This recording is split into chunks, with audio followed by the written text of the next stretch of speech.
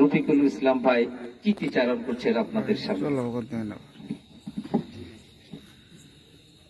আউযু বিল্লাহি মিনাশ শাইতানির রাজীম।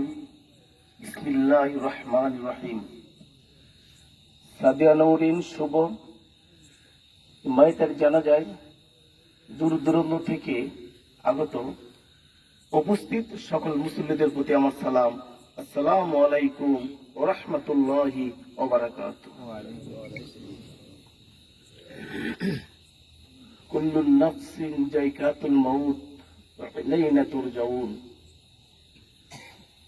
এই পৃথিবীতে সকল সৃষ্টির সকল জীবের মৃত্যুর স্বাদ গ্রহণ করতে হবে, এর কোনো বিকল্প নাই। তবে আমরা যারা এখানে দাঁড়িয়ে আছে তারা জানাজায় শরীক হয়েছি, আমরা কেউ বেঁচে থাকবো না। তারপরেও একটি কথা না বললে হয়, সকল মৃত্যু আসলে মেনে নেওয়া যায় না। সাদিয়া নওরিন শুভ, তার আশা ছিল অনেক, তার পরিবারের সে একমাত্র মেয়ে। ডাবলু ভাই বলেছেন,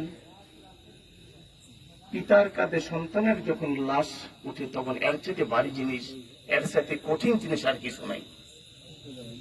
মৃত্যু তো হবেই, তবে এমন মৃত্যু আমরা কামনা করি না। আল্লাহ পাক যেন কোন পরিবারে এই ধরনের মৃত্যু যেন আল্লাহ পাক না দেয়। আমার সন্তান তুল্য, তার মতো আমারও দুইটা মেয়ে আছে। আমি প্রতিদিন আপনাদের এখানে যোগদান করার পর আসলে 3টা-4টার পর আমি একদিনও ঘুমাই না। আমি মোবাইলে টের পাই নাই, যে অনেকে ফোন দিচ্ছে, আমি ঘুমিয়ে টের পাই নাই। দরজা নক করে আমাকে ঘুম থেকে উঠাইছে, সাথে সাথে আমি খালি মুখটা ধুইছি, নাস্তা কেনে কিচ্ছু খাইনি, সাথে সাথে চলে আসছি। সেনাবাহিনীর শাহিন স্যারকে আমি ফোন দিছি, ইউনুমোদে আমাকে ফোন দিছে, প্রথম কথা হয়েছে। শাহিন স্যার তার টিম নিয়ে অফিসে ছিল, এসএলএন ছিল, ফায়ার সার্ভিস ছিল এবং আমরা থানা পুলিশ ছিলাম। সবচেয়ে বড় এইখানে আজকের এই ঘটনায় শুরু থেকে যে কাজী সাহেব সহ এই এলাকার সকলে উপস্থিত ছিল। সকল ছাত্রছাত্রী ব্যাপক হারে আমাদেরকে সহযোগিতা করেছে।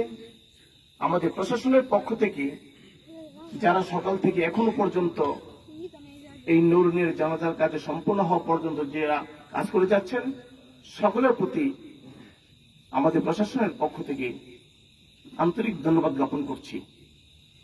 আমরা তার জন্য দোয়া করি, সে নিষ্পাপ, আল্লাহ পাক যেন তাকে সর্বোচ্চ মোকাম দান করে।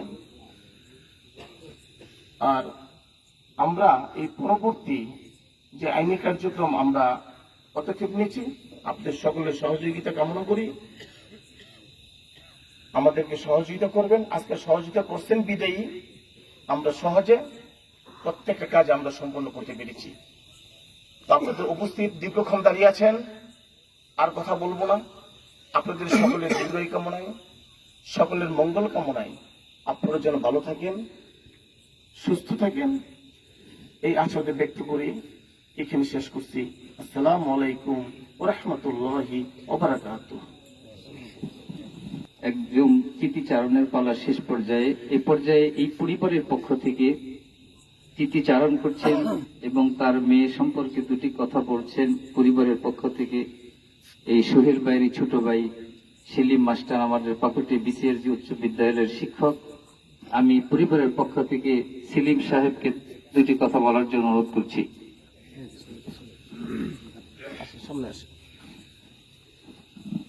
আসসালামু আলাইকুম। আমি বেশি কথা বলবো না, আমার বাস্তির জন্য দোয়া করবেন। আল্লাহ যেন ওকে ভালো রাখে, ভালো জায়গাতে অবস্থান করা।